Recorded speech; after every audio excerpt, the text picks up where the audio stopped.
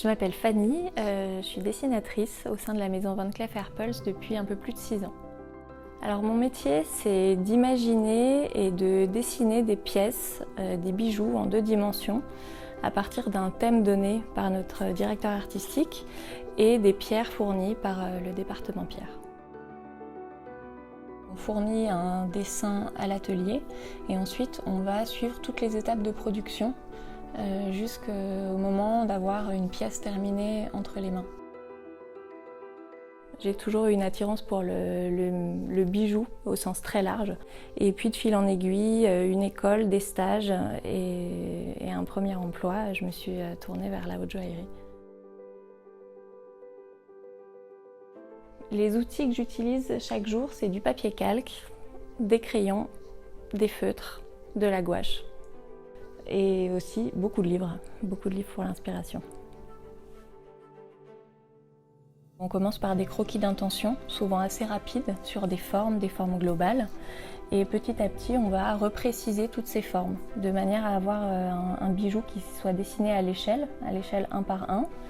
Et au fur et à mesure qu'on reprécise toutes les formes, on va dessiner, par exemple pour une bague, on va dessiner la vue de dessus, la vue de face, la vue de profil, de plus en plus précis, jusqu'à avoir un tracé qui nous permette de mettre en couleur le tracé terminé. Il ne faut vraiment pas hésiter à montrer son travail.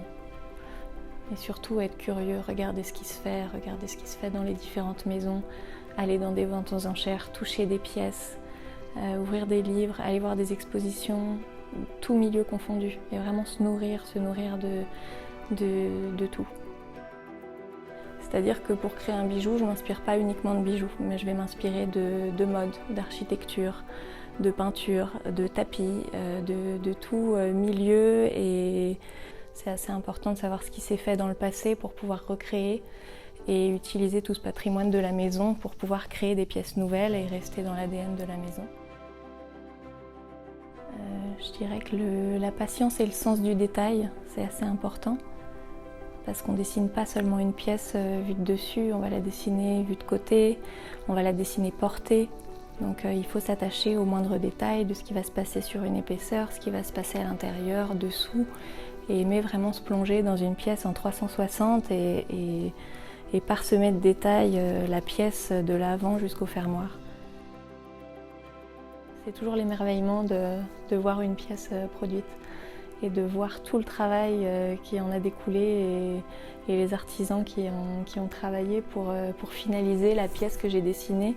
C'est vrai que c'est le côté de ce travail qui est très complet, où on part d'une page blanche et 1 an après, on a une pièce entre les mains. Donc c'est assez magique finalement.